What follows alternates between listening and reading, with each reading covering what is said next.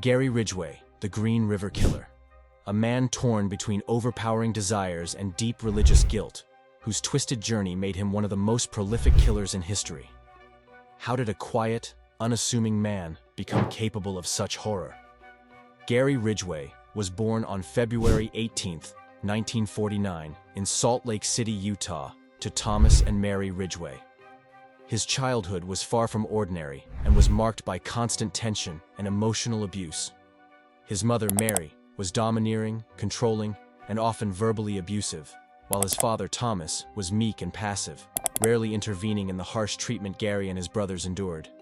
This unhealthy dynamic created a home environment full of conflict and fear. One of the most notable issues from Gary's early years was his struggle with bedwetting, a problem that persisted well into his early teens. Bedwetting is often seen as a sign of deep emotional stress in children, and for Gary, it became a source of humiliation.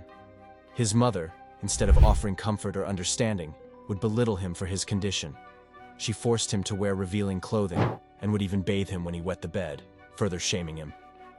These experiences not only heightened his feelings of inadequacy, but also fueled a growing sense of anger and resentment. This treatment left Gary with complex emotions, particularly toward women. His mother's cruel behavior towards him and his brothers likely fostered deep resentment, while his dependency on her for care and attention may have led to confused, unhealthy feelings.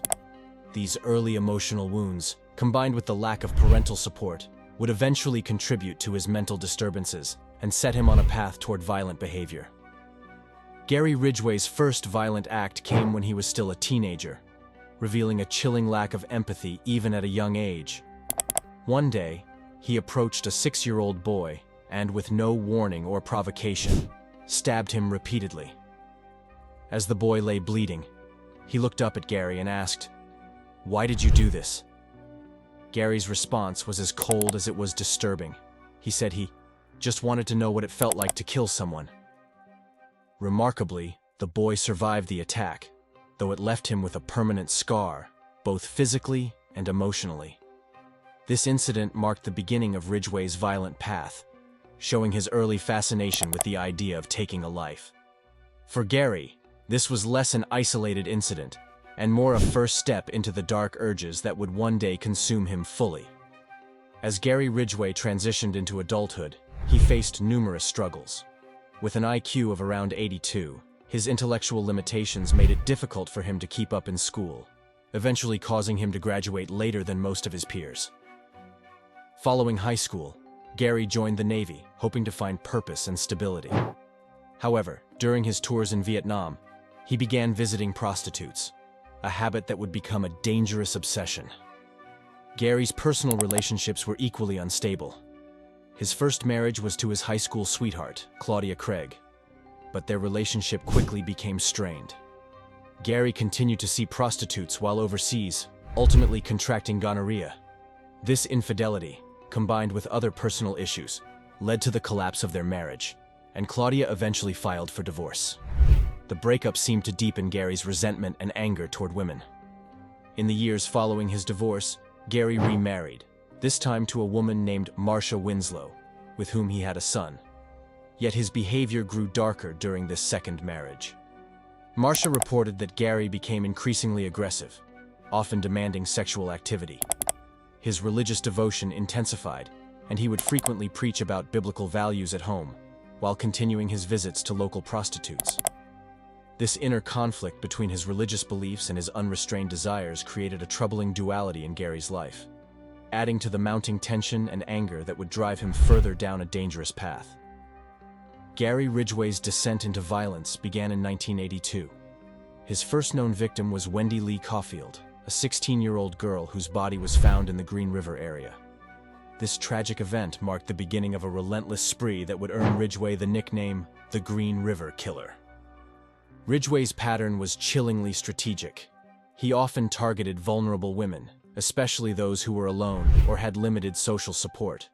These individuals were easier for him to approach, and his familiarity with the area allowed him to blend in without drawing attention. Though he harbored resentment toward them, he also felt an overpowering attraction, creating a twisted conflict that fueled his actions. He typically relied on strangulation, a method that allowed him to maintain control while keeping his crimes relatively quiet.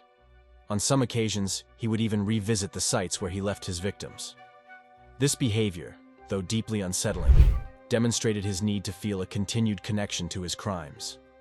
Ridgway's actions during this time showed a chillingly organized approach to his impulses, setting the stage for a case that would haunt investigators and the community for years. As the victim count rose in the early 1980s, authorities were faced with the growing horror of the Green River Killer's actions. In 1984, the Green River Task Force was formed, a specialized team of investigators focused solely on tracking down the killer. The task force pulled in detectives from across the region and even consulted infamous serial killer Ted Bundy for insights. Bundy, who had experience with similar cases, suggested that the police stake out fresh graves where the killer might return to his victims' bodies. Despite their efforts, Ridgway was not immediately caught. In 1982, he was arrested twice on unrelated charges, but investigators did not link him to the murders at the time.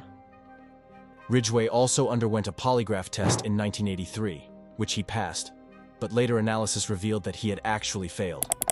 In addition, the limitations of DNA technology at the time hindered investigators from making a solid connection between Ridgway and the crimes. These setbacks caused a significant delay in the investigation, prolonging the search for the killer. After years of dead ends, Gary Ridgway was finally captured in 2001, thanks to advances in DNA technology. Investigators had collected DNA samples from Ridgway back in 1987, but it wasn't until DNA analysis became more sophisticated that they were able to match him to the Green River murders. Ridgway's arrest was a long-awaited breakthrough in a case that had plagued authorities for almost 2 decades. Once in custody, Ridgway shocked the world with his confession. He admitted to killing 71 women, though only 49 victims were confirmed. In exchange for his cooperation, including helping investigators locate the bodies of his victims, Ridgway was spared the death penalty. Instead, he was sentenced to 48 consecutive life sentences without the possibility of parole. Ridgway's cooperation led to some closure for the families of his victims, as he led authorities to more grave sites. Despite his lengthy confession, his chilling lack of remorse and the sheer scale of his crimes left a dark mark on the history of serial killers in the United States. Ridgway remains in prison to this day, serving out his life sentence. Gary Ridgway's psychological profile was shaped by a constant inner conflict. On one hand, he became deeply religious, reading the Bible frequently and even preaching to those around him. However, on the other hand, he was consumed by intense, uncontrollable desires that drove him to commit horrific crimes. His religious convictions seemed to clash with his violent urges, creating a twisted duality within him. He believed women were the cause of his problems, yet he felt an overpowering attraction to them, particularly prostitutes. This internal struggle between his devout beliefs and his destructive impulses fueled his path toward murder, as he tried, and failed, to reconcile these opposing forces. Gary Ridgway's reign of terror left a haunting legacy as one of history's most notorious killers. His story serves as a chilling reminder of the darkness lurking behind some of the most ordinary faces. If you found this case as gripping as we did, don't forget to subscribe to our channel and hit the bell icon to stay updated on new videos. Thanks for watching, and until next time, goodbye.